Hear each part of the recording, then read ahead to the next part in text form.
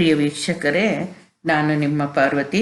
ಜ್ಯೋತಿಷ್ಯ ಜ್ಞಾನಸುಧಾ ಬೈ ಪಾರ್ವತಿ ನನ್ನ ಚಾನಲ್ನ ಯಾರು ಸಬ್ಸ್ಕ್ರೈಬ್ ಮಾಡಿಲ್ಲೋ ಸಬ್ಸ್ಕ್ರೈಬ್ ಮಾಡಿ ಅಂತ ಕೇಳ್ಕೊತ ಇವತ್ತಿನ ವಿಷಯಕ್ಕೆ ಬರ್ತೀನಿ.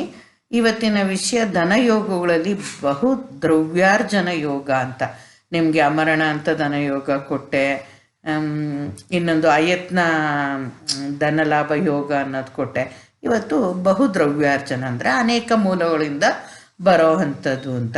ಇದು ಅತ್ಯುತ್ತಮ ಮತ್ತು ವಿರಳ ಧನಯೋಗ. ಮತ್ತು ಕೆಲವೊಂದು ಗ್ರಹಸ್ಥಿತಿಗಳ ಪರಿವರ್ತನೆ ಈ ಥರದ್ದಿಂದ ಆಗುತ್ತೆ.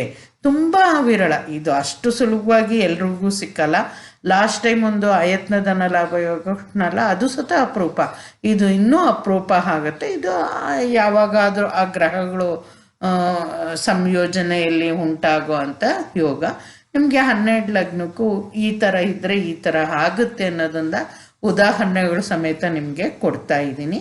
ನೀವು ನೋಡ್ಬೋದು, 2 ಇದ್ರದ್ದು ಕೊಟ್ಟಿದ್ದೀನಿ. ಈ ಯೋಗದ್ದು ಸತ ಅದೇ ರೀತಿ ಕೊಡ್ತೀನಿ ಅಂತ ಅಂದ್ಕೊಂಡಿದ್ದೀನಿ. ನೀವು ನೋಡಿ ಇಷ್ಟಪಡಿ. ಯಾರಿಗಾದರೂ ಇದ್ದಕ್ಕಿದ್ದಂತೆ ಬಹು ಶ್ರೀಮಂತ ಆಗ್ತೀನ, ನಾನು ಅಷ್ಟೊಂದು ಹಣಕಾಸು ಸಂಪಾದಿಸ್ತೀನ, ಅತ್ಯಂತ ದೊಡ್ಡ ವ್ಯಕ್ತಿ ಆಗ್ತೀನ ಅಂತ ನೋಡ್ಕೋಬೇಕು ಅಂದರೆ ಆವಾಗ ನೋಡ್ಬೋದು ಈ ಯೋಗ ಇದೆಯಾ ಅಂತ ನೋಡ್ಕೋಬೋದು. ಬರೋಣ, ಮುಂದಿನ ಸ್ಲೈಡ್ಗೆ ಹೋಗೋಣ. ನೋಡಿ, ಬಹು ದ್ರವ್ಯಾರ್ಜನ ಯೋಗದ ಲಕ್ಷಣಗಳು ಏನೇನು ಅಂತ ನೋಡೋಣ. 1ನೇ ಪಾಯಿಂಟು, ಲಗ್ನಾಧಿಪತಿ 2ನೇ ಮನೆಯಲ್ಲಿರಬೇಕು. 2ನೇ ಮನೆಯ ಅಧಿಪತಿ 11ರಲ್ಲಿರಬೇಕು. 2ನೇ ಪಾಯಿಂಟು. 3ನೇ ಪಾಯಿಂಟು, 11ರ ಅಧಿಪತಿ ಲಗ್ನದಲ್ಲಿರಬೇಕು. ಇವಾಗ ನಿಮ್ಗೆ ಅರ್ಥ ಆಯ್ತಲ್ಲ, ಇದು ಒಂದು ಪರಿವರ್ತನಾ ಯೋಗನೂ ಆಯಿತು. ಲಗ್ನಾಧಿಪತಿ 2ನೇ ಮನೆಯಲ್ಲಿರಬೇಕು, 2ನೇ ಮನೆ ಅಧಿಪತಿ 11ರಲ್ಲಿರಬೇಕು, 11ನೇ ಅಧಿಪತಿ ಲಗ್ನದಲ್ಲಿರಬೇಕು. 3 ಗ್ರಹಗಳ ಪರಿವರ್ತನೆಯಿಂದ ಅವ್ರ ಮನೆಯಲ್ಲಿ ಇವರು, ಇವ್ರ ಮನೆಯಲ್ಲಿ ಅವರು ಅಂತ ಇರೋ ಪರಿಸ್ಥಿತಿಗೆ ಈ ಯೋಗ ಉಂಟಾಗುತ್ತೆ. ಗ್ರಹಗಳ ನೋಡಬೇಕು, ಲಗ್ನಾಧಿಪತಿ 2ನೇ ಮನೆ ಅಧಿಪತಿ 11ರ ಅಧಿಪತಿ ಎಲ್ಲನೂ 2, 11 ಮತ್ತು ಹಣಕಾಸಿಂದೆ. ಯಾವಾಗ ಲಗ್ನಾಧಿಪತಿ 2ರಲ್ಲಿದ್ದರೆ ಸುಲಭವಾಗಿ ನೀವೇ ನೋಡ್ಕೊಂಡಿದ್ದೀರಾ ಲಾಸ್ಟ್ ಟೈಮ್ ವಿಡಿಯೋದಲ್ಲಿ, ಆಯತ್ನವಾಗಿ ಒಂದು ಸ್ವಲ್ಪ ಸುಲಭವಾಗಿ ಸಿಕ್ಕುತ್ತೆ ಅಂತ. ಅದೇ 2ನೇ ಮನೆ ಅಧಿಪತಿ 11ರಲ್ಲಿದ್ದರೆ ಲಾಭ ಜಾಸ್ತಿ ಅಂತ. 11ನೇ ಮನೆ ಅಧಿಪತಿ 2ರಲ್ಲಿದ್ದರೆ ದುಡ್ಡು ಕೂಡಿಡ್ತೀವಿ ಅಂತ. ಈ ಥರ ಯೋಗದ ಲಕ್ಷಣ ಇದೆ. ನೆಕ್ಸ್ಟ್ ನೋಡೋಣ ಸ್ಲೈಡು. ಬಹು ದ್ರವ್ಯಾರ್ಜನ ಯೋಗದ ಟಿಪ್ಪಣಿ. ಈ ಟಿಪ್ಪಣಿ ಪ್ರಕಾರ ಏನು ಯೋಗದ ಫಲ ನೋಡೋಣ. ಈ ಯೋಗವುಳ್ಳ ಜಾತಕರು ಯಥೇಚ್ಛವಾಗಿ ಹಣ ಸಂಪಾದಿಸುತ್ತಾರೆ. ಇವರಿಗೆ ಹಣದ ಹರಿವು ಅನೇಕ ಮೂಲಗಳಿಂದ ಬರುತ್ತದೆ. ಇವರಿಗೆ ಪಿತ್ರಾರ್ಜಿತ ಆಸ್ತಿ ಇಲ್ಲದಿದ್ದರೂ ತಮ್ಮ ಸ್ವಯಾರ್ಜನೆಯಿಂದ ಅತಿ ಶೀಘ್ರವಾಗಿ ಶ್ರೀಮಂತರಾಗುತ್ತಾರೆ. ಬಹು ಆಸ್ತಿಯ ಒಡೆಯರಾಗುತ್ತಾರೆ. ಇದು ಹೇಳಿದೆ ನಾನು ನಿಮ್ಗೆ ಆವಾಗಲೇ. ಇದು ತುಂಬ ಅಪರೂಪದ ಯೋಗ. ಇದು ಸಿಗಬೇಕು ಅಂದರೆ ಸಾವಿರಾರು ಜನಗಳಲ್ಲಿ ಎಲ್ಲೋ ಒಬ್ಬರಿಗೆ ಆದರೂ ನಿಮ್ಗೆ ಏನಾದರೂ ಇದೆಯಾ ಅಂತ, ಯೋಗದ ಫಲ ಇದೆಯಾ ಅನ್ನೋದನ್ನು ನೀವು ನೋಡ್ಕೋಬೋದು. ಈ ಯೋಗ ಇದ್ದರೆ ಆ ಯೋಗದಲ್ಲಿ ಹುಟ್ಟಿರೋರು ನಿಮ್ಮ ಮಕ್ಕಳು ಏನಾದರೂ ಮನೆಯಲ್ಲಿ ಇದ್ದರೆ ಅದರದ್ದು ಏನು ಅನ್ನೋದನ್ನು ನೀವು ನೋಡ್ಬೋದು. ಇನ್ನು ಮುಂದೆ ನೀವು ನೋಡ್ತಾ ಇದ್ದರೆ ನಿಮಗೆ ಒಂದು ಇದ್ರದ್ದು, ಇವಾಗ ಇದು ಮಾಡಿಲ್ಲ ಅಂದ್ಕೊಳ್ಳಿ, ಇನ್ನೂ ಹೆಚ್ಚಿಗೆ ಏನಾಗುತ್ತೆ ಅಂದರೆ ನೀವು ಕಲಿಯೋದಕ್ಕೆ ಆಸ್ಪದ ಆಗುತ್ತೆ. ಅಟ್ಲೀಸ್ಟ್ ವಿಡಿಯೋ ಫುಲ್ಲು ನೋಡ್ತಿರೋ ಬಿಡ್ತಿರೋ, ನನಗೆ ಅದು ಇದಿಲ್ಲ ಅಂದ್ರೂ ನೀವು ಇದು ನೋಡೋದ್ರಿಂದ ಏನಾಗುತ್ತೆ ಅಂದರೆ ನಿಮ್ಮ ಜ್ಯೋತಿಷ್ಯ ಕಲಿಯೋ ರೀತಿ ಇದಾಗುತ್ತೆ.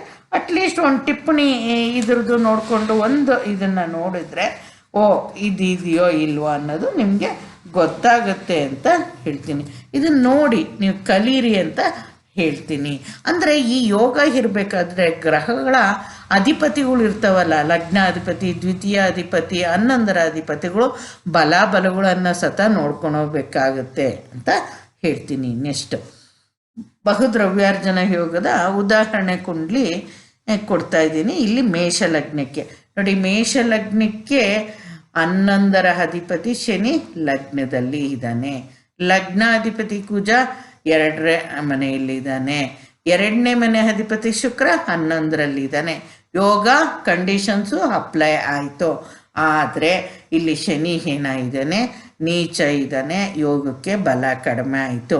ಈ ಶುಕ್ರನೂ ಅಷ್ಟೇ ಏನಾಗ್ತಾನೆ ಇಲ್ಲಿ ಕೇಂದ್ರದಲ್ಲೋ ಏನಾದರೂ ಇದ್ದಿದ್ರೆ ಶುಕ್ರ, ಇಲ್ಲ ಇಲ್ಲಿ ಈ ಅಧಿಪತಿ ಮೇಷದ ಅಧಿಪತಿ ಕುಜ ಕೇಂದ್ರದಲ್ಲಿದ್ದರೆ ಶನಿಗೆ ನೀಚಭಂಗ ರಾಜಯೋಗ ಉಂಟಾಗೋದು. ಇಲ್ಲಿ ಶನಿಗೆ ನೀಚಭಂಗ ರಾಜಯೋಗ ಉಂಟಾಗಿಲ್ಲ. ಇನ್ನೊಂದು ಗ್ರಹ ಯಾವುದರಿಂದ ನೀಚಭಂಗ ರಾಜಯೋಗ ಉಂಟಾಗ್ಬೋದು ಅಂದರೆ ರವಿ ಏನಾದರೂ ಕೇಂದ್ರದಲ್ಲಿ ಲಗ್ನ ಕೇಂದ್ರದಲ್ಲಾಗಲಿ ಅಥವಾ ತನ್ನ ಉಚ್ಚ ರಾಶಿಯಲ್ಲಿ ಇಲ್ಲೇ ಇರಬೇಕು, ರವಿ ಮೇಷದಲ್ಲೇ ಇರಬೇಕು, ಆವಾಗ ಶನಿಗೆ ನೀಚಭಂಗ ಆಗುತ್ತೆ. ಅಥವಾ ಲಗ್ನ ಕೇಂದ್ರದಲ್ಲಿ ರವಿ ಇದ್ದರೆ ಆವಾಗೂ ಸತ ನೀಚ ಭಂಗ ಆಗುತ್ತೆ ಶನಿಗೆ. ಇನ್ನು ಒಂದು ವಿಷಯ ಏನಂದ್ರೆ ಶನಿ ನವಾಂಶದಲ್ಲಿ ಉಚ್ಚನಾಗಿದ್ದರೆ ಏನಾಗುತ್ತೆ, ಶನಿಗೆ ನೀಚಭಂಗ ರಾಜಯೋಗ ಆಗುತ್ತೆ. ಆದರೆ ಇಲ್ಲಿ ಸುಮ್ಮನೆ ಹಿಂಗೆ ಜನರಲ್ ಆಗಿ ನೋಡಿದ್ರೆ ಇಲ್ಲಿ ಯೋಗಕ್ಕೆ ಬಲ ಕಡಿಮೆ ಇದೆ ಅಂತ ಹೇಳ್ಬೋದು. ಯೋಗಕ್ಕೆ ಬಲ ಇದೆಯೋ ಇಲ್ವೋ ಅನ್ನೋದು ಅವ್ರವ್ರ ಬರ್ತ್ ಕುಂಡ್ಲಿಗಳಲ್ಲಿ ಇದ್ದರೆ ಅದನ್ನು ಡೀಟೇಲ್ ಆಗಿ ಅನಲೈಸ್ ಮಾಡಿದಾಗ ನಿಮಗೆ ಗೊತ್ತಾಗುತ್ತೆ ಅಂತ ಹೇಳ್ತೀನಿ. ನೆಕ್ಸ್ಟ್ ನೋಡೋಣ. ಇಲ್ಲಿ ಬಹುದ್ರವ್ಯಾರ್ಜನ ಯೋಗಕ್ಕೆ ವೃಷಭ ಲಗ್ನ ಕೊಟ್ಟಿದ್ದೀನಿ. ವೃಷಭ ಲಗ್ನಕ್ಕೆ ಲಾಭಾಧಿಪತಿ ಗುರು ಅಷ್ಟಮ ಮತ್ತು ಲಾಭಾಧಿಪತಿ ಆಗ್ತಾನೆ. ಇವನು ಅತ್ಯಂತ ಕೆಡಕು ಉಂಟು ಮಾಡೋವನು ಅಷ್ಟಮಾಧಿಪತಿ ಆಗಿರೋದ್ರಿಂದ ವೃಷಭ ಲಗ್ನಕ್ಕೆ. ಆದರೆ ಗುರು ಯಾವಾಗಲೂ ಗುರುವಿನ ದೃಷ್ಟಿ ಅದು ಒಳ್ಳೆಯದು. ವೃಷಭ ಲಗ್ನಕ್ಕೆ ಮಾತ್ರ ಏನಾಗ್ತಾನೆ, ಅವನು ಕೆಡುಕನ್ನು ಉಂಟು ಮಾಡ್ತಾನೆ.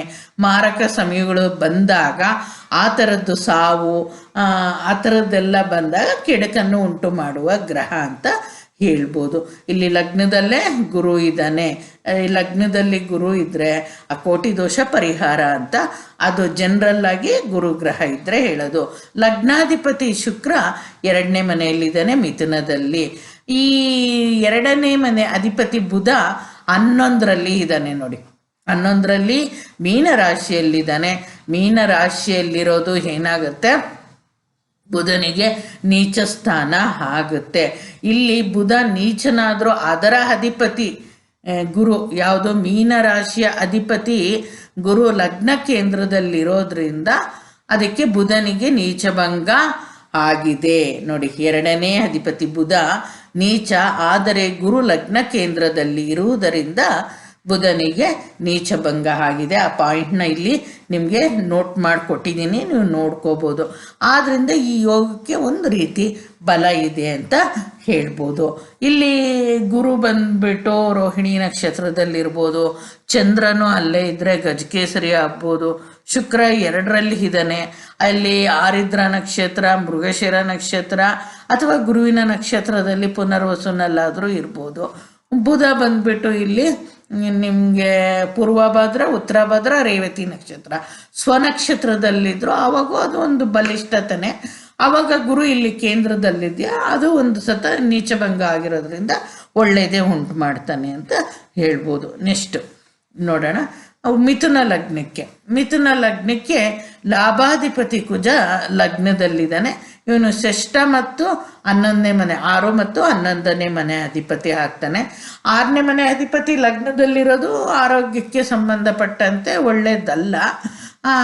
ಕ್ಷೀಣ ದೇಹ ಆ ಥರ ಇರ್ಬೋದು. ಕುಜ ಲಗ್ನದಲ್ಲಿದ್ದರೆ ಕಟ್ಟುಮಸ್ತಾದ ದೇಹ ಅಂತ ಹೇಳ್ಬೋದು. ನೋಡಬೇಕಾಗುತ್ತೆ ಆರೋಗ್ಯಕ್ಕೆ ಸಂಬಂಧಪಟ್ಟಂತೆ ಏನು ಅಂತ ಹೇಳ್ಬಿಟ್ಟು. ಹಣಕಾಸಿನಿಗೆ ಸಂಬಂಧಪಟ್ಟಂತೆ ಇಲ್ಲಿ ಗ್ರಹಗಳ ಪರಿವರ್ತನೆ ಒಳ್ಳೆಯದೇ ಉಂಟು ಮಾಡುತ್ತೆ ಅಂತ ಹೇಳ್ತೀನಿ. ಮತ್ತು ಲಗ್ನದಿಂದ 2ನೇ ಮನೆಯಲ್ಲಿ ಲಗ್ನಾಧಿಪತಿ ಬುಧ ದ್ವಿತೀಯ ಸ್ಥಾನದಲ್ಲಿ ಇದ್ದಾನೆ. ದ್ವಿತೀಯಾಧಿಪತಿ ಚಂದ್ರ ಲಾಭ ಸ್ಥಾನದಲ್ಲಿ 11ರಲ್ಲಿ ಮೇಷದಲ್ಲಿ ಇದ್ದಾನೆ. ಇವಾಗ ಯಾವುದೇ ಗ್ರಹ ನೀಚ ಇದ್ರೂ ಏನೇ ಆಗಿರಲಿ, ನನ್ನ ಮೇಷ ಲಗ್ನಕ್ಕೆ ಶನಿ ನೀಚ ಒಂದು ಸ್ವಲ್ಪ ಬಲ ಕಡಿಮೆ ಅಂತಂದೆ.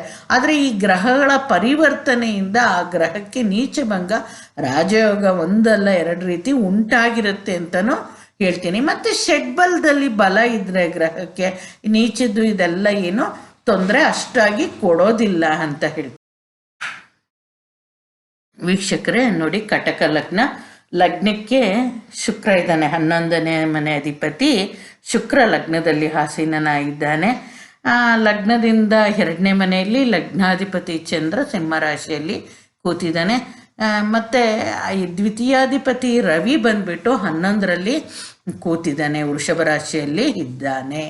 ಇವಾಗ ಇಲ್ಲಿ ಹುಣ್ಣಿಮೆ ಚಂದ್ರ ಅಂತೂ ಅಲ್ಲ, ಒಂದು ಸ್ವಲ್ಪ ಬಲ ಇದೆ, ಷಡ್ಬಲದಲ್ಲಿ ಬಲ ಇದೆಯಾ ಅಂತ ಬೇರೆ ಗ್ರಹಗಳ ದೃಷ್ಟಿಯಿಂದ ಏನಾದರೂ ಯುತಿಯಿಂದ ಚಂದ್ರನಿಗೆ ಒಳ್ಳೆ ಬಲ ಸಿಕ್ಕಿದೆಯಾ ಅಂತ ನೋಡಬೇಕಾಗುತ್ತೆ. ಮತ್ತು ಇಲ್ಲಿ ಲಗ್ನದಲ್ಲೇ ಶುಕ್ರ ಇರೋದ್ರಿಂದ ನೋಡೋಕ್ಕೆ ಇವರು ಚೆನ್ನಾಗಿರ್ತಾರೆ ಅಂತ ಹೇಳ್ಬೋದು. ಚಂದ್ರನ ಜೊತೆ ಇನ್ಯಾವುದಾದ್ರೂ ಶುಭ ಗ್ರಹ ಇದ್ದರೆ ಇಲ್ಲಿ ಇನ್ನೂ ಚೆನ್ನಾಗಿರುತ್ತೆ ಅಂತ ಹೇಳ್ತೀನಿ. ಕುಜ ಇದ್ರೂ ಏನಾಗುತ್ತೆ, ಚಂದ್ರಮಂಗಳ ಯೋಗನೂ ಉಂಟಾಗೋದ್ರಿಂದ ಇಲ್ಲಿ ಒಳ್ಳೆ ಇದನ್ನು ಉಂಟು ಮಾಡ್ತಾನೆ, ಧನ ಯೋಗನ ಅಂತ ಹೇಳ್ಬೋದು.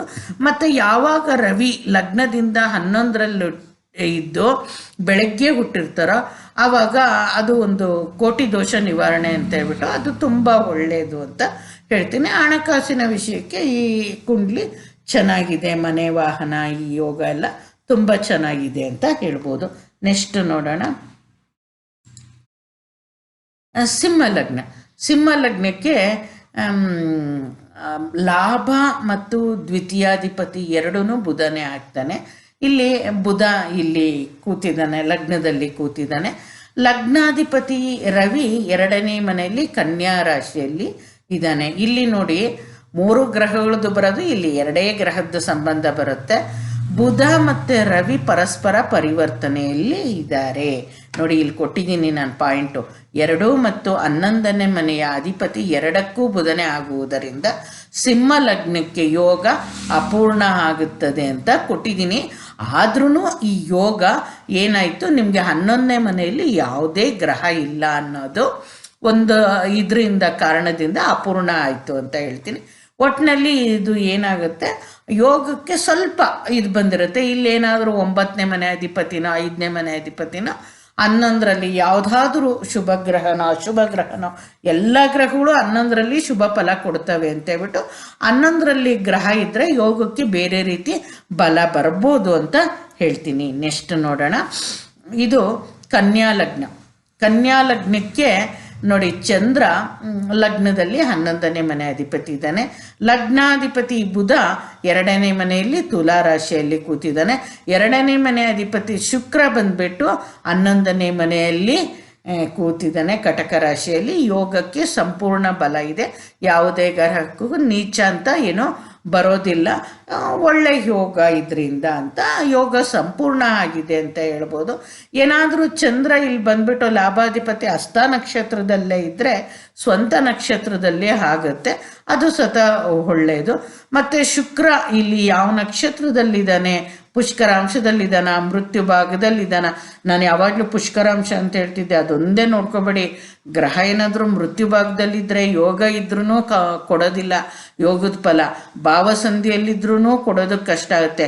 ಯಾವಾಗಲೂ ಭಾವ ಮಧ್ಯದಲ್ಲಿರುವ ಗ್ರಹ ಪರಿಪೂರ್ಣವಾದ ಫಲವನ್ನು ಕೊಡೋದಕ್ಕೆ ಅನುಕೂಲವಾಗಿರುತ್ತೆ ಯೋಗಕ್ಕೆ ಅಂತ ಹೇಳ್ಬೋದು. ಆದ್ದರಿಂದ ನಾವು ಗ್ರಹಗಳ ಬಲ ಗ್ರಹಗಳು ನಿಂತಿರೋದು, ಗ್ರಹಗಳಿಗೆ ವೀಕ್ಷಣೆ ಮತ್ತು ಷಡ್ಬಲದಲ್ಲಿ ಬಲ ಎಲ್ಲನೂ ನೋಡಬೇಕು. ನಿಂತಿರೋ ನಕ್ಷತ್ರ, ಆಧಿಪತಿ ಯಾವ ನಕ್ಷತ್ರದಲ್ಲಿ, ಇವ ಶುಕ್ರ ಪುಷ್ಯ ನಕ್ಷತ್ರದಲ್ಲಿ ನಿಂತಿದೆ ಅಂದ್ಕೊಳ್ಳಿ, ಆವಾಗ ಅದರ ಅಧಿಪತಿ ಬಲಿಷ್ಠ ಇದ್ದಾನ ಇಲ್ಲ ಅಂತ ನೋಡ್ಕೋಬೇಕು ಆಗುತ್ತೆ. ಬುಧ ಇಲ್ಲಿ ರಾಹು ನಕ್ಷತ್ರದಲ್ಲಿದ್ದಾನೆ ಅಂದ್ಕೊಳ್ಳಿ, ರಾಹು ಒಳ್ಳೆ ಕ್ಷೇತ್ರದಲ್ಲಿ ಇದೆಯೋ ಇಲ್ಲ ಅಂತ ನೋಡ್ಕೋಬೇಕಾಗುತ್ತೆ. ಈ ರೀತಿ ನಾವು ಪ್ರತಿಯೊಂದು ನೋಡ್ಕೊಂಡು ಬಂದಾಗ ಯೋಗದ ಬಗ್ಗೆ ನಾವು ಹೆಚ್ಚೆಚ್ಚು ತಿಳ್ಕೊಬೋದು. ನೆಕ್ಸ್ಟು ನೋಡಿ, ತುಲಾ ಲಗ್ನದಲ್ಲಿ ಲಾಭಾಧಿಪತಿ ರವಿ ಇದ್ದಾನೆ. ರವಿ 11ರ ಅಧಿಪತಿಯಾಗಿ ನೀಚ ಆಗಿದ್ದಾನೆ. ಲಗ್ನಾಧಿಪತಿ ಶುಕ್ರ 2ನೇ ಮನೆಯಲ್ಲಿ ವೃಶ್ಚಿಕ ರಾಶಿಯಲ್ಲಿದೆ. 2ನೇ ಮನೆಯ ಅಧಿಪತಿ ಕುಜ ಇಲ್ಲಿ 11ರಲ್ಲಿ ಸಿಂಹ ರಾಶಿಯಲ್ಲಿ ಇದ್ದಾನೆ. ಲಗ್ನದಲ್ಲಿ 11ರ ಅಧಿಪತಿ ರವಿ ನೀಚ ಆಗಿರುವುದರಿಂದ ಯೋಗಕ್ಕೆ ಬಲ ಕಡಿಮೆ. ಅಂದರೆ ಅವನು ಲಗ್ನದಲ್ಲೇ ಕೂತಿರೋದ್ರಿಂದ ಒಂದು ವೇಳೆ ಅದಕ್ಕೆ ಬಲ ಒಂದು ಸ್ವಲ್ಪ ಇರುತ್ತೆ. ಅಲ್ಲಿ ರವಿ ಎಷ್ಟು ಡಿಗ್ರಿಯಲ್ಲಿದ್ದಾನೆ ಅಂತ ನೋಡಬೇಕು. 10 ಡಿಗ್ರಿ ದಾಟಿದ್ರೆ ಆವಾಗ ರವಿ ಬಲಯುತ ಆಗಿರ್ಬೋದು, ಇಲ್ಲ ಶುಭ ಗ್ರಹ ವೀಕ್ಷಣೆ ಆಗಿದ್ದರೆ ಆಗಲೂ ಆಗ್ಬೋದು. ನೀಚ ಶನಿ ಏನಾದರೂ ಇಲ್ಲಿ 7ನೇ ಮನೆಯಲ್ಲಿ ಇಲ್ಲಿದ್ದರೆ ಏನಾಗುತ್ತೆ, ಯೋಗಕಾರಕ ಏನಾಗ್ತಾನೆ, ತುಲಾ ಲಗ್ನಕ್ಕೆ ಶನಿ ಯೋಗಕಾರಕ ಆಗ್ತಾನೆ. ಅವನು 7ರಲ್ಲಿದ್ದರೆ 2 ಗ್ರಹಗಳು ನೀಚ ಗ್ರಹಗಳು ಪರಸ್ಪರ ನೋಡೋದ್ರಿಂದ ಆವಾಗಲೂ ನೀಚ ಭಂಗ ಆಗುತ್ತೆ.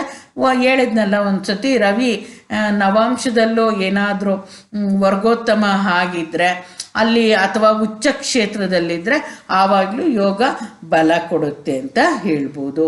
ಈ ಲಗ್ನಕ್ಕೆ ನೋಡಿ 7ನೇ ಮನೆ ಅಧಿಪತಿ ಆಗ್ತಾನೆ ಕುಜ, 2 ಮತ್ತು 7ನೇ ಮನೆ ಅಧಿಪತಿ ಆಗೋದ್ರಿಂದ ಮದುವೆ ಆಗಿ ಬಂದಿರೋ ಹೆಣ್ಣು ಶ್ರೀಮಂತ ಕುಟುಂಬದವಳು ಆಗಿರ್ಬೋದು. ಶುಕ್ರಗ್ರಹ ಕಳತ್ರಕಾರಕ ಶುಕ್ರಗ್ರಹ ಸುತ್ತ ಏನಾಗುತ್ತೆ 2ರಲ್ಲಿ ಇರೋದು ಒಳ್ಳೆ ಕುಟುಂಬದಿಂದ ಬಂದಿರೋ ಹೆಣ್ಣು. ಈ ಥರ ಎಲ್ಲನೂ ನಾವು ನೋಡ್ಬೋದು. ಹಣಕಾಸಿನ ಜೊತೆ ಇವನ್ನೆಲ್ಲ ನೋಡ್ಕೊಂಬರ್ಬೇಕಾಗುತ್ತೆ. ಒಟ್ಟಿನಲ್ಲಿ ತಂದೆಯ ಆಸ್ತಿ ಏನಾದರೂ ರವಿ ಏನು ತೋರಿಸ್ತಾನೆ ಪಿತ್ರಾರ್ಜಿತ ಆಸ್ತಿ ತೋರಿಸೋದ್ರಿಂದ ತಂದೆ ಮನೆ ಆಸ್ತಿ ಏನಾದರೂ ತುಂಬ ನೆನೆಗುದ್ದಿಗೆ ಬಿದ್ದಿದ್ದು ತಂದೆಗೆ ಸಿಗದೆ ಇವರು ಸಿಗ್ಬೋದು. ಈ ಥರ ಎಲ್ಲ ರೀತಿಯೂ ನಾವು ನೋಡಿಕೊಂಡು ಬರಬೇಕಾಗುತ್ತೆ. ಇವರು ಸಂಪಾದನೆ ಅವರು ಸಾಮರ್ಥ್ಯದಿಂದ ಸಂಪಾದನೆ ಮಾಡ್ತಾರಾ ಇಲ್ಲ ಬೇರೆ ಇನ್ಯಾವುದಾದ್ರೂ ಮೂಲ ಇದೆಯಾ ಅನ್ನೋದನ್ನ ಚೆಕ್ ಮಾಡ್ಕೋಬೇಕಾಗುತ್ತೆ. ನೆಕ್ಸ್ಟ್ ನೋಡೋಣ, ವೃಶ್ಚಿಕ ಲಗ್ನ. ವೃಶ್ಚಿಕ ಲಗ್ನದಲ್ಲಿ ನೋಡಿ ಲಾಭಾಧಿಪತಿ ಮತ್ತು ಅಷ್ಟಮಾಧಿಪತಿ ಆಗ್ತಾನೆ, 8ನೇ ಮನೆ ಅಧಿಪತಿ ಆಗ್ತಾನೆ ಬುಧ. ಅವನು ಲಗ್ನದಲ್ಲಿದ್ದಾನೆ. ಅಷ್ಟಮಾಧಿಪತಿ ಲಗ್ನದಲ್ಲಿದ್ದರೆ ದೇಹ ಕ್ಷೀಣ ಅಂತ ಹೇಳ್ತೀವಿ. ನೋಡಬೇಕು ಬೇರೆ ವಿಷಯದಲ್ಲಿ ಬೇರೆ ದೃಷ್ಟಿ ಏನಾದರೂ ಲಗ್ನದ ಮೇಲೆ ಶುಭ ಗ್ರಹದ್ದು ಏನಾದರೂ ಇದೆಯಾ ಅಂತ ನೋಡಿ ನಾವು ಕನ್ಸಿಡರ್ ಮಾಡಬೇಕಾಗುತ್ತೆ. ಮತ್ತು ಬುಧನ ಬಲನ ನೋಡ್ಕೋಬೇಕಾಗುತ್ತೆ. ಇಲ್ಲಿ ಜ್ಯೇಷ್ಠ ನಕ್ಷತ್ರದಲ್ಲೇ ಬುಧ ಇರ್ಬೋದು ಇಲ್ಲಿ ವೃಶ್ಚಿಕ ಲಗ್ನಕ್ಕೆ. ಮತ್ತು ಲಗ್ನದಲ್ಲಿ ಯೋಗ ಕಾಣಿಸಿ ಭಾವಕುಂಡ್ಲಿಯಲ್ಲಿ ಬುಧ ಏನಾದರೂ 2ನೇ ಮನೆಗೆ ಲಗ್ನ ಬಂದುಬಿಟ್ಟು 5 ಡಿಗ್ರಿನೋ 3 ಡಿಗ್ರಿನೋ ಬಂದುಬಿಟ್ಟು ಬುಧ 28 ಡಿಗ್ರಿ ಹಂಗೆ ಇದ್ದಾಗ ಏನಾಗುತ್ತೆ, ಬುಧ ಏನಾಗುತ್ತೆ ಇದಕ್ಕೆ ಹೋಗ್ಬಿಡುತ್ತೆ ಭಾವದಲ್ಲಿ ಧನುರಾಶಿಗೆ. ಆದ್ದರಿಂದ ನಾವು ನೋಡಬೇಕು ಭಾವ ಮಧ್ಯ ಪಾಯಿಂಟಲ್ಲಿ ಇದೆಯಾ ಇಲ್ವಾ ಗ್ರಹ ಅನ್ನೋದು ನೋಡಬೇಕಾಗುತ್ತೆ. ಲಗ್ನಾಧಿಪತಿ ಕುಜ ದ್ವಿತೀಯ ಸ್ಥಾನದಲ್ಲಿ ಧನುರಾಶಿಯಲ್ಲಿದ್ದಾನೆ, ಮಿತ್ರ ಕ್ಷೇತ್ರದಲ್ಲಿದ್ದಾನೆ, ಇದು ಒಳ್ಳೆಯದು. ದ್ವಿತೀಯಾಧಿಪತಿ ಗುರು ಬಂದ್ಬಿಟ್ಟು 11ರಲ್ಲಿ ಇದ್ದಾನೆ. ಅದು ಅಷ್ಟು ಗುರುಗೆ ಕನ್ಯಾ ರಾಶಿ ಅಷ್ಟು ಒಳ್ಳೇದಾದ ಅಲ್ಲ ಅಂದ್ರೂ ಅವನು 2 ಮತ್ತು 5ನೇ ಮನೆ ಅಧಿಪತಿಯಾಗಿ ಧನಕಾರಕನಾಗಿ ಗುರು ಇಲ್ಲಿ 11ರಲ್ಲಿರೋದ್ರಿಂದ ಸಂಪೂರ್ಣ ಯೋಗಕ್ಕೆ ಬಲ ಉಂಟಾಗಿದೆ ಅಂತ ತಿಳ್ಕೊಬೋದು ವೃಶ್ಚಿಕ ಲಗ್ನಕ್ಕೆ ಅಂತ ಹೇಳ್ತೀನಿ. ನೆಕ್ಸ್ಟ್ ನೋಡೋಣ, ಧನುರ್ಲಗ್ನ. ಧನುರ್ಲಗ್ನಕ್ಕೆ ಲಾಭಾಧಿಪತಿ ಶುಕ್ರ ಏನಾಗಿದೆ ಲಗ್ನದಲ್ಲಿ ಕೂತಿದ್ದಾನೆ. ಇಲ್ಲಿ ಪೂರ್ವಾಷಾಢ ನಕ್ಷತ್ರದಲ್ಲಿದ್ದರೆ ಸ್ವನಕ್ಷತ್ರದಲ್ಲಾಗುತ್ತೆ. ಅತ್ಯಂತ ಬಲಿಷ್ಠನಾಗಿ ಆಗ್ತಾನೆ. ನೋಡೋಕ್ಕೆ ಸ್ಫುರದ್ರೂಪಿಗಳು ಆಗಿರ್ಬೋದು. ಪೂರ್ವಾಷಾಢ ನಕ್ಷತ್ರದಲ್ಲಿ ಬಿದ್ದುಬಿಟ್ರಂತೂ ಅತ್ಯಂತ ಸ್ಫುರದ್ರೂಪಿಗಳು ಆಗಿರ್ಬೋದು. ಒಂದು ವೇಳೆ ರವಿ ನಕ್ಷತ್ರ ಉತ್ತರಾಷಾಢ ನಕ್ಷತ್ರದಲ್ಲಿ ಲಗ್ನ ಶುಕ್ರ 2 ಬಿದ್ದಿದೆ ಅಂದ್ಕೊಳ್ಳಿ, ತಂದೆ ಕಡೆಯಿಂದ ಆಸ್ತಿನೂ ಹೆಚ್ಚಾಗಿ ಬರ್ಬೋದು, ಭಾಗ್ಯವಂತರು ಅಂತಲೂ ಹೇಳ್ಬೋದು. ಆದರೆ ಇಲ್ಲಿ ನೋಡಿ ಈ ಲಗ್ನಕ್ಕೆ ಏನಾಗುತ್ತೆ, ಧನುರ್ ಲಗ್ನಕ್ಕೆ ಗುರುಗೆ ಇಲ್ಲಿ ಮಕರ ರಾಶಿಯಲ್ಲಿರೋದು ನೀಚ ಆಗ್ತಾನೆ. ನೀಚ ಆಗೋದ್ರಿಂದ ಇಲ್ಲಿ ಗುರುವಿನ ಬಲ ನೋಡಬೇಕು. ಏನಂದರೆ ಶನಿ ಗುರು ಪರಸ್ಪರ ಆ ಕೇಂದ್ರದಲ್ಲಿರೋದು ಒಂದು ಸ್ವಲ್ಪ ನೀಚತ್ವ ಭಂಗ ಆಗುತ್ತೆ. ಶನಿಯಿಂದ ಗುರು ಕೇಂದ್ರದಲ್ಲಿರೋದ್ರಿಂದ ನೀಚತ್ವಕ್ಕೆ ಭಂಗ ಆಗುತ್ತೆ, ಗುರುವಿನ ನೀಚತ್ವ ಅಂತ ಹೇಳ್ಬೋದು. ಇತರೆ ಯಾವುದಾದರೂ ಗ್ರಹದ ದೃಷ್ಟಿ ಇಲ್ಲಿ ಕುಜ ಇದ್ದು ನೋಡಿದ್ರು ಅಷ್ಟಮದಲ್ಲಿ ಆವಾಗ ಯೋಗ ಹೇಗಿರುತ್ತೆ ಅಂತ ನೋಡ್ಕೋಬೇಕಾಗುತ್ತೆ. ಇನ್ನೊಂದು ನೀಚ ಗ್ರಹ ನೋಡೋದ್ರಿಂದ ನೀಚ ಭಂಗ ರಾಜಯೋಗ ಆಗುತ್ತೆ.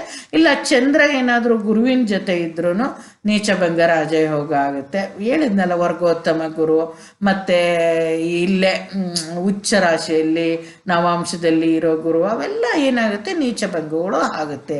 ನೋಡಿ ಲಗ್ನಾಧಿಪತಿ ಗುರು ಇಲ್ಲಿ ನೀಚ ಆಗಿದ್ದರೂ ಮಕರ ರಾಶಿಯ ಅಧಿಪತಿ ಶನಿ ಉಚ್ಚದಲ್ಲಿ ಇರುವುದು ಶುಭ. ನೋಡಿ ಶನಿ ಗ್ರಹ ಏನಾಗುತ್ತೆ ತುಲಾ ರಾಶಿಯಲ್ಲಿ ಉಚ್ಚನಾಗ್ತಾನೆ, ಅದು ಶುಭ. ಮತ್ತು ಈ ಶನಿಯಿಂದ ಗುರು ಕೇಂದ್ರದಲ್ಲಿರೋದು ಅದು ಒಳ್ಳೆಯದು. ಮತ್ತು ಈ ಶನಿ ಈ ರಾಶಿಯ ಅಧಿಪತಿ ತುಲಾ ರಾಶಿಯ ಅಧಿಪತಿ ಶುಕ್ರನನ್ನು ಲಗ್ನವನ್ನು 3ನೇ ದೃಷ್ಟಿಯಿಂದ ನೋಡ್ತಿದ್ದಾನೆ. ಇವೆಲ್ಲ ಒಳ್ಳೆ ಯೋಗ ಅಂತ ಹೇಳ್ಬೋದು. ಶನಿ ಇಲ್ಲಿ ಲಾಭದಲ್ಲಿ ಕೂತು ಉಚ್ಚನಾಗಿ ನೋಡ್ತಾ ಇರೋದು ಒಳ್ಳೆ ಯೋಗ ಅಂತ ಹೇಳ್ತೀವಿ. ನೆಕ್ಸ್ಟ್ ನೋಡೋಣ, ಮಕರ ಲಗ್ನ. ಮಕರ ಲಗ್ನಕ್ಕೆ ಏನು ಲಗ್ನದಲ್ಲೇ ಕುಜ ಇದ್ದಾನೆ. ಕುಜ ಇಲ್ಲೇನಾದ ಹುಚ್ಚನಾದ. ಇಲ್ಲಿ ಲಾಭಾಧಿಪತಿ ಮತ್ತು ಚತುರ್ಥಾಧಿಪತಿನೂ ಆಗ್ತಾನೆ. ಭೂಮಿಕಾರಕ, ವಾಹನಕಾರಕ, 4ನೇ ಮನೆ ಮಾತೃಕಾರಕ, 4ನೇ ಮನೆ ಅಧಿಪತಿ ಅಂದರೆ ಎಲ್ಲದಕ್ಕೂ ಆಗಿರುವ ಕುಜ ಲಾಭಾಧಿಪತಿ ಸ್ವತಃ ಆಗಿ ಏನಾಗುತ್ತೆ, ಕುಜ ಹುಚ್ಚನಾಗಿರುವುದು ಒಳ್ಳೆಯದು. ಮತ್ತು ಲಗ್ನಾಧಿಪತಿ ಏನಾಗ್ತಾನೆ, ಈ ಲಗ್ನಕ್ಕೆ ಶನಿ ಲಗ್ನಾಧಿಪತಿ ದ್ವಿತೀಯಾಧಿಪತಿ ಅವನೇ ಆಗ್ತಾನೆ. ಅವನು ದ್ವಿತೀಯಾಧಿಪತಿ ದ್ವಿತೀಯದಲ್ಲೇ ಇದ್ದಂಗೆ ಆಗುತ್ತೆ. ನೋಡಿ ಪಾಯಿಂಟ್ ಕೊಟ್ಟಿದ್ದೀನಿ. ಲಗ್ನ ಮತ್ತು 2ನೇ ಮನೆಯ ಅಧಿಪತಿ 2ಕ್ಕೂ ಶನಿಯೇ ಆಗುವುದರಿಂದ ಮಕರ ಲಗ್ನಕ್ಕೆ ಯೋಗ ಅಪೂರ್ಣ ಆಗುತ್ತದೆ. ಈ ಲಗ್ನಕ್ಕೆ ಏನಾಗುತ್ತೆ, ಯೋಗ ಸಂಪೂರ್ಣ ಆಗೋದಿಲ್ಲ ಅನ್ನೋದು ಒಂದು. ಏನಂದರೆ ಇಲ್ಲಿ ನೋಡಿ, ಚಂದ್ರ ಏನಾದರೂ ಇಲ್ಲೇ ಕೂತಿದ್ರೆ 7ನೇ ಮನೆಯಲ್ಲೇ ಕೂತಿರ್ಬೋದು, ಮದುವೆ ಆದಮೇಲೆ ಹೆಂಡತಿಯಿಂದನೂ ಲಾಭ ಅನ್ಬೋದು. ಚಂದ್ರ ಬಂದ್ಬಿಟ್ಟು ಇಲ್ಲೇ ಕುಜನ ಜೊತೆ ಇದ್ದರೆ ಚಂದ್ರಮಂಗಳ ಯೋಗ ಆಗಿ ಅದು ಲಾಭ ಆಗುತ್ತೆ. ಮತ್ತು ಒಂದು ವೇಳೆ ಗುರು ನೋಡಿದ್ರೆ ಆವಾಗೂ ಸತ ಲಾಭ ಆಗುತ್ತೆ. ಒಂದು ವೇಳೆ ಗುರು ಏನಾದರೂ 11ನೇ ಮನೆಯಲ್ಲ, ಯಾವುದಾದ್ರೂ ಎನಿ ಗ್ರಹ 11ನೇ ಮನೆಯಲ್ಲಿದ್ದರೂ ಅದು ಇನ್ನೊಂದು ರೀತಿ ಯೋಗಕ್ಕೆ ಬಲ ಬರ್ಬೋದು ಅಂತ ನೀವು ಚೆಕ್ ಮಾಡಿಕೊಂಡು ನೋಡಬೇಕಾಗುತ್ತೆ ಅಂತ. ಇಲ್ಲಿ ಕುಜ ಧನಿಷ್ಠ ನಕ್ಷತ್ರದಲ್ಲಿದ್ದರೆ ತುಂಬ ಒಳ್ಳೆಯದು ಅಂತ ಹೇಳ್ತೀನಿ. ಆ ಗ್ರಹಕ್ಕೆ ಸ್ವನಕ್ಷತ್ರದಲ್ಲಿ ಇದ್ದಂಗಾಗುತ್ತೆ, ತುಂಬ ಒಳ್ಳೆಯದು ಅಂತ ಹೇಳ್ತೀನಿ. ನೆಕ್ಸ್ಟ್ ನೋಡೋಣ, ಕುಂಭಲಗ್ನ. ನೋಡಿ, ಕುಂಭಲಗ್ನಕ್ಕೆ ಈ ಬಹುದ್ರವ್ಯಾರ್ಜನ ಯೋಗದ ಉದಾಹರಣೆ ಕುಂಡ್ಲಿ ಇದು ಪಾಯಿಂಟು ಏನು ಕೊಟ್ಟಿದ್ದೀನಿ ಅಂದರೆ, 2 ಮತ್ತು 11ನೇ ಮನೆಯ ಅಧಿಪತಿ 2ಕ್ಕೂ ಗುರುವೇ ಆಗುವುದರಿಂದ ಕುಂಭಲಗ್ನಕ್ಕೆ ಯೋಗ ಅಪೂರ್ಣ ಆಗುತ್ತದೆ. 11ನೇ ಮನೆಯಲ್ಲಿ ಯಾವುದೋ ಗ್ರಹ ಇಲ್ಲದೆ ಇರೋದರಿಂದ ಏನಾಗುತ್ತೆ, ಈ ಯೋಗ ಸಂಪೂರ್ಣ ಆಗೋದಿಲ್ಲ. ಒಂದು ವೇಳೆ ಲಗ್ನದಲ್ಲಿ ಗುರು 2 ಮತ್ತು 11ನೇ ಮನೆ ಅಧಿಪತಿ ಗುರು ಇದ್ದಾನೆ, ಒಂದು ವೇಳೆ ಇಲ್ಲೇ ಇದ್ರೂ ಅದಷ್ಟು ಯೋಗ ಬರಲಿಲ್ಲ. ಲಗ್ನಾಧಿಪತಿ ದ್ವಿತೀಯದಲ್ಲಿದ್ದಾನೆ. ಇಲ್ಲೇನಾಗಿದೆ ಅಂದರೆ ಗುರು ಮತ್ತು ಶನಿ ಪರಿವರ್ತನಾ ಯೋಗ ಆಯಿತು. ಅಯತ್ನ ಧನಲಾಭ ಯೋಗದ್ದು ಬಂತಲ್ಲ, ಆ ರೀತಿ ಬಂತು ಈ ಲಗ್ನಕ್ಕೆ. 11ನೇ ಮನೆಗೆ ಸಂಬಂಧ ಯಾವುದೇ ಗ್ರಹ ಬರಲಿಲ್ಲ. ಯಾವುದಾದ್ರೂ ಗ್ರಹ 11ರಲ್ಲಿದ್ದರೆ ನೋಡಿ ಯೋಗಕ್ಕೆ ಬಲ ಹೆಚ್ಚಿಗೆ ಬರುತ್ತೆ ಅಂತ. ಅಟ್ಲೀಸ್ಟ್ ಆ ಗ್ರಹ ಏನಾಗುತ್ತೆ ಅಂದರೆ ಯೋಗನ ಒಂದು ಫುಲ್ಫಿಲ್ ಮಾಡೋದಕ್ಕೆ ಯಾವುದೋ ಒಂದು 11ರಲ್ಲಿ ಒಂದಿರ್ಬೋದು, 2 ಇರ್ಬೋದು, 3 ಗ್ರಹ ಇರ್ಬೋದು, ಅವನ್ನ ನೋಡಬೇಕಾಗುತ್ತೆ. 11ನೇ ಮನೆಯಲ್ಲಿ ಏನಾದರೂ ನಾನು ಕೊಟ್ಟಿದ್ದೀನಿ ಒಂದೊಂದೇ ಅಂದರೆ ಇಲ್ಲಿ ಯೋಗಕ್ಕೆ ಸಂಬಂಧಪಟ್ಟಂತೆ ಗ್ರಹಗಳ ಕೊಟ್ಟಿದ್ದೀನಿ. ಇದೇ ಥರ ಸಿಕ್ಕೋದಿಲ್ಲ. ಬೇಕಾದಷ್ಟು ಪರಿವರ್ತನಾ ಯೋಗಗಳು ಇಲ್ಲ, ಇನ್ನೊಂದು ಬಲಯುತವಾದ ಗ್ರಹಗಳು, ಪಾಪಗ್ರಹಗಳು, ಯಾವುದೋ ಒಂದು ಗ್ರಹದ ಯುತಿ ಈ 3 ಲಗ್ನ ಆಗಲಿ, ದ್ವಿತೀಯದಾಗಲಿ, 11ನೇ ಮನೆಗಾಗಲಿ ಸಂಬಂಧ ಪಡ್ಬೋದು. ಆದ್ದರಿಂದ ನೀವೆಲ್ಲ ಅನಲೈಸ್ ಮಾಡಿ ನೋಡಿ ತಿಳ್ಕೋಬೇಕು ಯೋಗ ಎಷ್ಟು ಬಲ ಇದೆ ಇಲ್ಲ ಅಂತ. ನೆಕ್ಸ್ಟ್ ನೋಡೋಣ, ಬಹುದ್ರವ್ಯಾರ್ಜನ ಯೋಗಕ್ಕೆ ಕೊನೇ ಲಗ್ನ ಮೀನ ಲಗ್ನ. ಮೀನ ಲಗ್ನಕ್ಕೆ 10 ಮತ್ತು 11 ಮತ್ತು 12ನೇ ಮನೆ ಅಧಿಪತಿ ಆಗ್ತಾನೆ ಶನಿ, ಅವನು ಲಗ್ನದಲ್ಲಿ ಇದ್ದಾನೆ. ಮತ್ತು ಲಗ್ನಾಧಿಪತಿ ಗುರು 2ರಲ್ಲಿದ್ದಾನೆ. ದ್ವಿತೀಯಾಧಿಪತಿ ಕುಜ ನೋಡಿ 11ರಲ್ಲಿ ಇದ್ದಾನೆ. ನೋಡಿ, ಲಗ್ನಾಧಿಪತಿ ಗುರು 2ರಲ್ಲಿರೋದು, ಧನಕಾರಕ ಗುರು ಧನಸ್ಥಾನದಲ್ಲಿ ಇದ್ದರೆ ತುಂಬ ಒಳ್ಳೆಯದು ಅಂತ ಹೇಳ್ತೀವಿ. ಮತ್ತು ಉಚ್ಚ ಸ್ಥಾನದಲ್ಲಿ ಕುಜ ಇದ್ದಾನೆ. ದ್ವಿತೀಯ ಮತ್ತು ಭಾಗ್ಯಾಧಿಪತಿ ಮತ್ತು ಮೀನ ಲಗ್ನಕ್ಕೆ ರಾಜಯೋಗ ಕಾರಕ ಗ್ರಹ ಕುಜ ಇದ್ಬಿಟ್ಟು ಕುಜ ದಶೆನೇ ಬಂದ್ಬಿಟ್ರೆ ಆ ದಶೆಯಲ್ಲಿ ಏರ್ತರಂಗೆ ಗುರು ದಶೆ ಆಗಲಿ, ಶನಿ ದಶೆ ಆಗಲಿ, ಕುಜ ದಶೆ ಆಗಲಿ ಯೋಗ ಕೊಡುತ್ತೆ ಅಂತ ಹೇಳ್ಬೋದು. ಲಾಭಾಧಿಪತಿ ಆದ ಶನಿ ಲಗ್ನದಲ್ಲಿದ್ದಾರೆ. ಅಯ್ಯೋ, 12ನೇ ಮನೆ ಅಧಿಪತಿನೂ ಆದ ಅಂದರೆ ತೊಂದರೆ ಇಲ್ಲ. ಯಾಕಂದರೆ ನಾವು ಈ ಯೋಗ ಕೊಡ್ತಾ ಇರೋದು 11ನೇ ಮನೆ ಅಧಿಪತಿ ಲಗ್ನದಲ್ಲಿರಬೇಕು ಅಂತ ಹೇಳ್ಬಿಟ್ಟು 11ನೇ ಮನೆ ಅಧಿಪತಿ ಲಗ್ನದಲ್ಲಿದ್ದಾನೆ. ಉತ್ತರಾಭಾದ್ರ ನಕ್ಷತ್ರದಲ್ಲಿದ್ದರೆ ಸ್ವನಕ್ಷತ್ರದಲ್ಲಿ ಇದ್ದ ಹಾಗೆ ಆಗುತ್ತೆ. ಇಲ್ಲಿ ಉತ್ತರಾಭಾದ್ರ 1ರಿಂದ 4 ಪಾದ ಬರೋದರಿಂದ ನೋಡಬೇಕು. ಆವಾಗ ಲಗ್ನ ಯಾವ ನಕ್ಷತ್ರದಲ್ಲಿದೆ, ಲಗ್ನ ಮತ್ತು ಶನಿ ಒಂದೇ ಡಿಗ್ರಿಯಲ್ಲಿದ್ದರೆ ಆವಾಗ ಯೋಗಕ್ಕೆ ಬಲ ಹೆಚ್ಚು ಅಂತ ಹೇಳ್ತೇನೆ. ಅದರಲ್ಲಿ ಹೇಳಿದ್ನಲ್ಲ, ಉತ್ತರಾಭಾದ್ರ ನಕ್ಷತ್ರದಲ್ಲೇ ಇದ್ದುಬಿಟ್ರೆ ಅಂತೂ 2 ಅದೊಂಥರ ಯೋಗಕ್ಕೆ ಬಲ ಹೆಚ್ಚು ಅಂತ. ಆದ್ದರಿಂದ ಭಾವ ಮಧ್ಯದಲ್ಲಿರೋದು ತುಂಬ ಮುಖ್ಯ. ಮತ್ತು ಇನ್ನೊಂದು ಏನಾಗುತ್ತೆ, ಪ್ರತಿಯೊಂದು ಲಗ್ನಕ್ಕೂ ನವಾಂಶ ಸೇಮ್ ಇರೋ ಅಂಥದ್ದು ಬರಬೇಕು ಅಂದರೆ ಲಗ್ನ ಕುಂಡ್ಲಿಯಲ್ಲಿ ಏನಿರುತ್ತೋ ನವಾಂಶ ಕುಂಡ್ಲಿಯಲ್ಲೂ ಅದೇ ರೀತಿ ಇರಬೇಕು ಅಂದರೆ ನೋಡಿ, ಕೊನೆ ನವಾಂಶ ಏನಾಗುತ್ತೆ, ಮೀನ ನವಾಂಶನೇ ಬೀಳುತ್ತೆ.